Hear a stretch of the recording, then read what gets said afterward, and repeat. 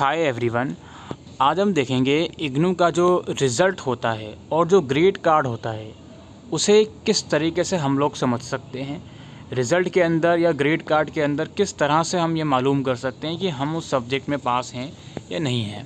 Passing criteria अगर आपको अपने सब्जेक्ट का नहीं पता तो पता होना चाहिए भाई। अपने सब्जेक्ट का जो इन्फॉर्मेशन बुलेटिन है वो ज़रूर से चेक कीजिए। जनरली मास्टर्स कोर्सेज़ का 40% होता है और बैचलर लेवल कोर्सेज़ का 35% होता है।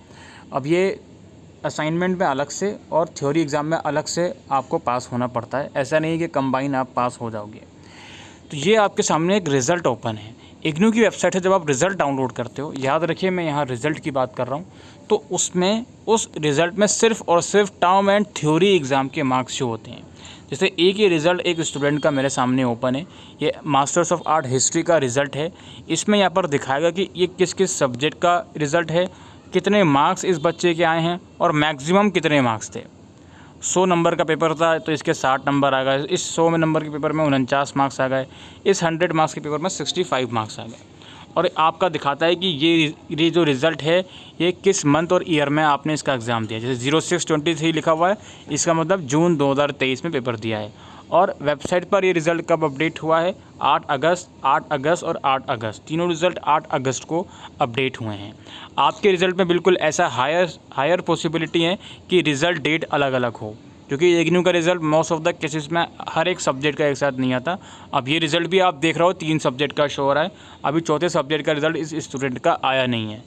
ठीक है, तो कोई बड़ी बात नहीं है कि डेट ऑफ रिज़ल्ट में आपकी अलग अलग सब्जेक्ट के आगे अलग अलग डेट्स हो, या 2 के आगे सेम डेट्स हो, बाकी 2 के आगे अलग अलग हो। तो ये तो रिज़ल्ट होता है आप लोगों का, जिसमें सिर्फ़ और सिर्फ टर्म एंड थ्योरी एग्जामिनेशन के मार्क्स होते हैं। और ये आपका ग्रेड कार्ड होता है। इस ग्रेड कार्ड में थ्योरी एग्जामिनेशन के भी मार्क्स होते हैं और असाइनमेंट के भी मार्क्स होते हैं। और अगर आपका कोई लैब वर्क है, प्रैक्टिकल है, तो उसके भी मार्क्स होते हैं। अगर नहीं है तो उसके मार्क्स उसमें नहीं होंगे। अगर आपके कोर्स के अंदर किसी भी सब्जेक्ट का या फिर जिस भी सब्जेक्ट का लैब प्रैक्टिकल नहीं होता तो उसके आगे ये डैश डैश ही लगा रहता है। अब यहाँ पे क्या होता है जी, इस ग्रेड कार्ड के अंदर आप यहाँ पे देख सकते हो 60, 49 और 65 लिखा हुआ है। तो यही इस बच्चे के मार्क्स थे। 100 में से 60, 49 और 65। तो यही थ्योरी एग्जामिनेशन के जो मार्क्स हैं इसके बच्चे के लिखे हुए हैं। और यहाँ पे लेफ़्ट कॉर्नर में असाइनमेंट के नीचे असाइनमेंट के मार्क्स लिखे हुए हैं आउट ऑफ 100, 72, 70, 67, 70।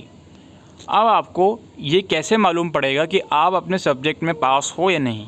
आपको जो स्टेटस है वो वाला सेक्शन चेक करना है। जब कभी भी आपके ग्रेड कार्ड के अंदर आपके सब्जेक्ट के हर एक कंपोनेंट के मार्क्स ऐड हो जाएं, उसके बाद ही इस स्टेटस को कंसीडर करिएगा। जैसे यहाँ पर 3 सब्जेक्ट के आगे कंप्लीटेड लिखा हुआ है, तो इसका मतलब ये है कि तीनों सब्जेक्ट में पास है। अच्छा जी, अब MH04 के आगे असाइनमेंट के मार्क्स लिखे हुए हैं इस बच्चे के, लेकिन थ्योरी के मार्क्स नहीं लिखे हुए हैं। और यहाँ लिखा हुआ नॉट कंप्लीटेड। तो क्या ये बच्चा इस सब्जेक्ट के अंदर फेल है? नहीं। वो क्यों फेल नहीं है? क्योंकि भाई अभी एज़ पर द रिज़ल्ट इसका MH4 का रिज़ल्ट आया ही नहीं है, मार्क्स अभी आए ही नहीं हैं।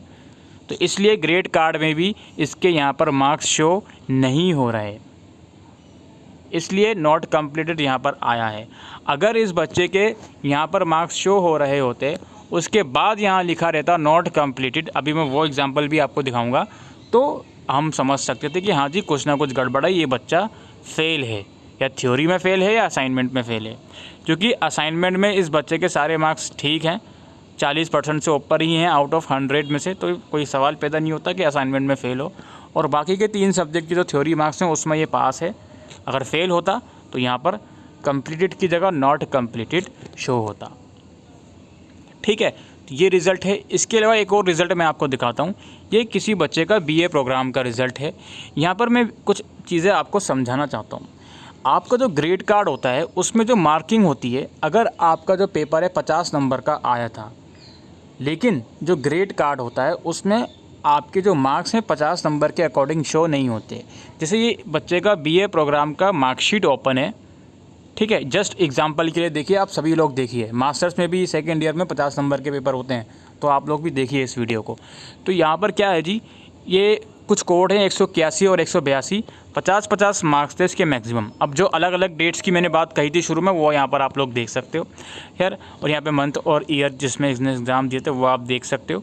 यहाँ पे मैक्सिमम मार्क्स लिखे हुए हैं, 2 सब्जेक्ट के 50 लिखे हुए हैं, बाकी 3 के 100 लिखे हुए हैं।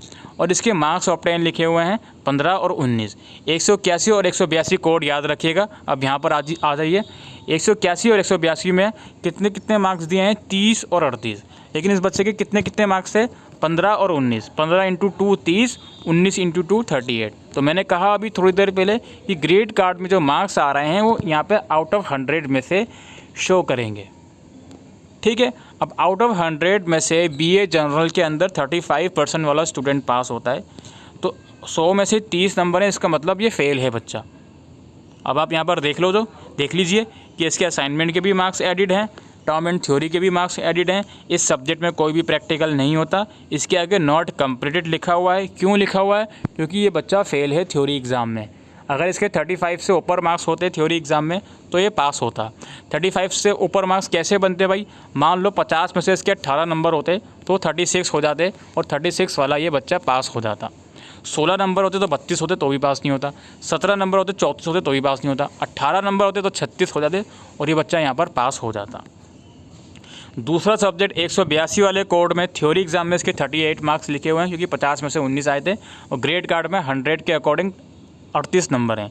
लेकिन चूंकि असाइनमेंट के मार्क्स इस बच्चे के ऐड अभी तक भी नहीं हुए हैं, तो इसलिए इसके आगे नॉट कंप्लीटेड लिखा हुआ है। और एक चीज़ देखिए दोस्तों, अभी मैंने वीडियो के दौरान ही इस बच्चे का रिज़ल्ट दोबारा से चेक करा, तो यहाँ पर आप देखो अभी अपडेटेड रिज़ल्ट है इसका। हालांकि अभी भी असाइनमेंट के बहुत से सब्जेक्ट्स के मार्क्स नहीं आए, एक पेपर थ्योरी का भी स्टिल मार्क्स पेंडिंग है। अब मुझे नहीं पता बच्चे ने उसका एग्ज़ाम दिया था या नहीं दिया था, लेकिन यहाँ पर आप लोग देखिए कि जिस सब्जेक्ट में दोनों असाइनमेंट के भी और थ्योरी के भी मार्क्स यहाँ पे लिखे हुए हैं, इसमें लिखे हुए हैं और इसमें लिखे हुए हैं। इसके आगे नॉट कंप्लीट लिखा हुआ, वो मैंने बता दिया रीज़न। इसके आगे कंप्लीट लिखा हुआ बिकॉज ये बच्चा पास है इस सब्जेक्ट में, ये 136 कोड वाले सब्जेक्ट में ये बच्चा पास है, तो इसलिए इसमें कंप्लीटेड लिखा हुआ है। ठीक है। और एक और ग्रेड कार्ड जैसे मैंने ओपन करा, यहाँ पे देखिए ये MPS masters of art political science का ग्रेड कार्ड है। यहाँ पर इस बच्चे के थ्योरी के एग्ज़ाम आ गए हैं, लेकिन असाइनमेंट के एग्ज़ाम इसके नहीं आए। और 4 सब्जेक्ट होते हैं फर्स्ट ईयर में MPS के अंदर। अभी 2 ही सब्जेक्ट का स्टेटस शो हुआ है ग्रेड कार्ड के अंदर, जिसमें थ्योरी के 2 सब्जेक्ट के मार्क्स आ गए हैं, लेकिन असाइनमेंट का किसी का भी मार्क्स नहीं आया। इसलिए यहाँ पर नॉट कंप्लीट दिखा रहा है, बिकॉज असाइनमेंट के मार्क्स आएंगे, उसके बाद ये स्टेटस इसका पूरा पता लगेगा। ये सब मैं आज की इस वीडियो में आप लोगों को समझाने आया था, इग्नू का ग्रेड कार्ड और रिज़ल्ट किस तरीके से समझते हैं। जब आपका कोर्स कंप्लीट हो जाता है इग्नू से, तो उसके बाद आपके घर पे बाय पोस्ट मार्कशीट और प्रोविजनल सर्टिफिकेट भेजा जाता है। मार्कशीट के अंदर आप अपने रिज़ल्ट के जो मार्क्स वगैरह होते हैं वो ठीक से देख सकते हो। आई होप दोस्तों आपको ये जानकारी यूज़फुल लगी हो, तो वीडियो को शेयर कीजिएगा। Thank you.